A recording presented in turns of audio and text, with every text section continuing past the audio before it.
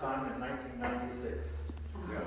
And we met Jaap Blonk by a mutual friends in Chicago, Bragmilwaukee, an experimental sound studio. That's how we connected the first time.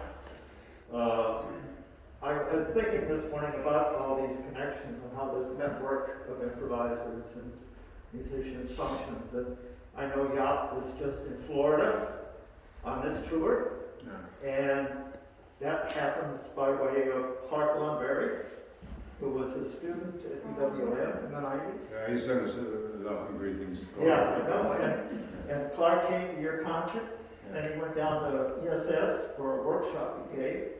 Clark, for the last couple of decades, has been teaching at a university in Florida, and Jaap has been a regular participant in the series that Clark organized down there.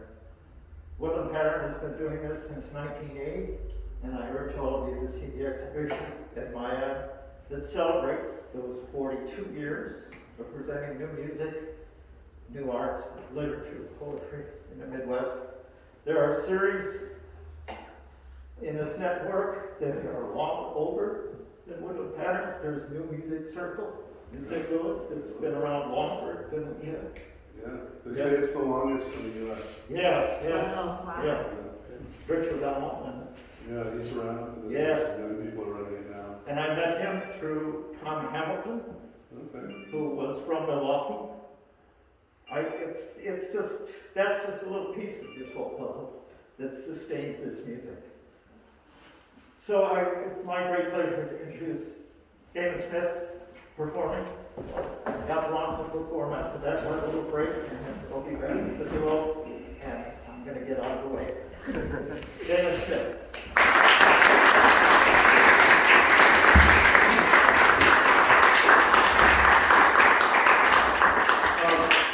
Can I put my spike on the floor or no? Yes. Okay. That's part of the piece actually, so you'll see later. If I can do that, it's good. So I'm going to talk a little bit about what I'm going to do. In a certain sense, one of my roles in the world has been to try to help Americans see what a full-time free improviser looks like. And I don't tend to do composition. And I sort of have this, not aversion to it. I studied music, I studied the double bass and music and stuff. But over the years, I've picked up a few things that I perform, and this is one of them. Another one I do a Joseph Chelsea solo, and then, of course, a lot of work by the old masters of free jazz and stuff like that. But this piece is extremely special. And how many people here know who Ben Patterson is? Okay, we got one person in Jaap and two others. So Ben was from Pittsburgh, and he was a double bass player, and he was African American, but he wanted to be a classical bass player. And he's starting out in the 40s, probably studying in the 30s. He died at 83 several years ago. And America didn't let black people play in their orchestras. So he was the principal, ended up being principal, I think, of Ottawa Symphony, and this is in the 60s, and 50s into the 60s. And that the Ottawa Symphony had an electronic music studio in their basement. And Ben got interested in that, was down there working on it and stuff. And somebody there, I believe it was the first violinist, I don't know who it was, the conductor or someone else, the concertmaster, I think, was related to Stockhausen by marriage. And so Ben got a letter to meet Stockhausen and goes to Cologne to meet Stockhausen. This piece is 1961, so I'm guessing this stuff's happening 1958, 59, somewhere around there. I don't have the exact dates. You could look it up after that. And he goes to meet Stockhausen, and the short story of that meeting is that Stockhausen was a dick, and it didn't work out. And there's a whole piece he's got called Paper Piece that's about how terrible he thought Stockhausen's contact piece was. And so it's kind of a thing. But the same night he meets Stockhausen, it doesn't go well. He goes to a concert of David Tudor and John Cage in Cologne that night, and they're great. And they say, "Oh, hey, you're here. Why don't you play tomorrow night?" So 2 concerts. And this is kind of on the ground floor of what's going to become Fluxus. So it's the germination of Fluxus. And so they're doing these things, and Ben's getting involved in experimental music. And it starts this piece, which is Variations for Double Bass 1961. And it starts out being a sort of a companion to John Cage's sonatas and interlude for prepared piano. And as Fluxus developed into what it is, and Fluxus is being, as it develops, and there's a lot of ways to define it, but obviously there's the gray area between poetry, music, dance, visual art, and all that. And so as Fluxus develops, more and more sections get added to this. It's a 4-page set of instructions. And more sections get added that are, mainly visual. Most everything does tend to make it sound if you really listen, so there's not much silence, but a lot of it's more visual than sound. And it becomes very interesting as he adds to it. And then I'll just take a second to, in talking about Ben, I got a chance to interview him, and I don't want to make a big pitch for things that are for sale, but there's a little box out there that's maybe hard to understand. It's like a little flux kit around a cassette recording of this, and it's got a fold out of an interview that I did for him with Signal to Noise, and I live in like a historic carriage house, and I found a bunch of unused, brand new Zippo lighters in their boxes, and so I made a little flux kit around that, and Ben was a long-time smoker. I never smoked, but he was into it, so I put that in there, and the interview that I did took place over crawfish and oysters. There's a little box of oysters in the kit, hot sauce, crackers, and it's got sheet music, double bass music lining the case, and you get the lighter, you get the cassette, there's a clothespin, and there's a lot of this stuff is actually his. I got his objects. He had a big show in Houston where I was living at the time, and I got to meet him and hang out with him. And then the curator, Valerie Kessel Oliver, who did all this scholarship on Ben, had this bag of objects that he sent to do the piece there. And so I inherited them, and he was also a really avid fly fisher. So I've got fishermen. So I've got the box comes with a fly, a fishing fly tied with one of the feathers from his actual feather nest. So there's two of them, one's 80 and one's 100. The $100 one is the standing lighter, and then the flat one, the regular, because there's a regular Zippo and the $80 kit. But that way there's no confusion about what's out there. And now I'll play the piece.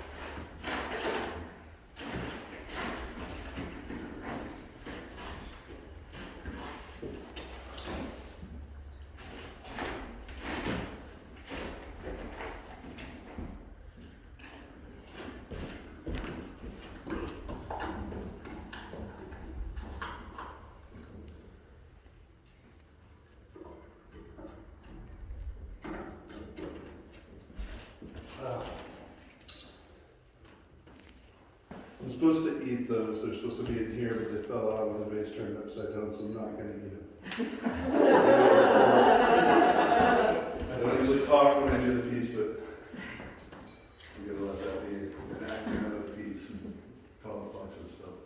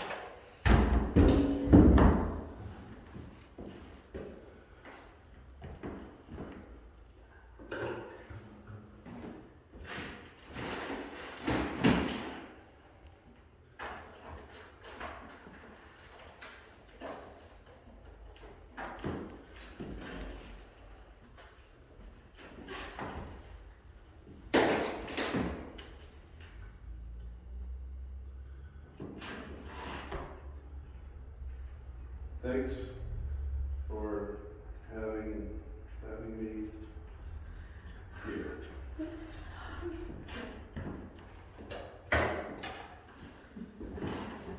All right.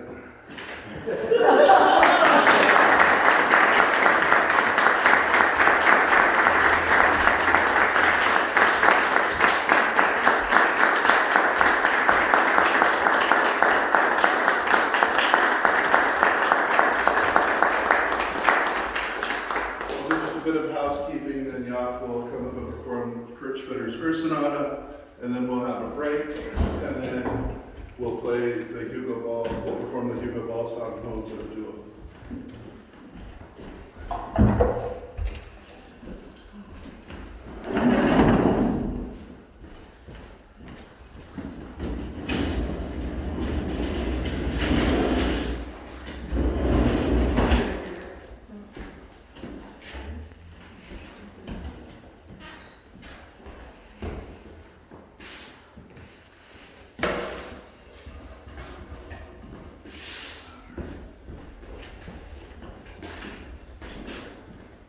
Thank you.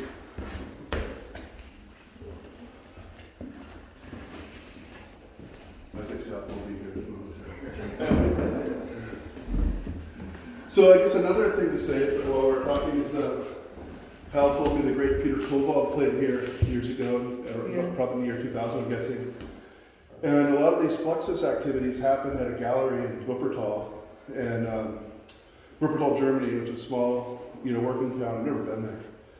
But I don't think much happens there except for sort of a center of European and German free jazz. Peter Koval lived there, Hans Reichel, and Peter Brutzmann, and also the dancer Pina Bausch was there.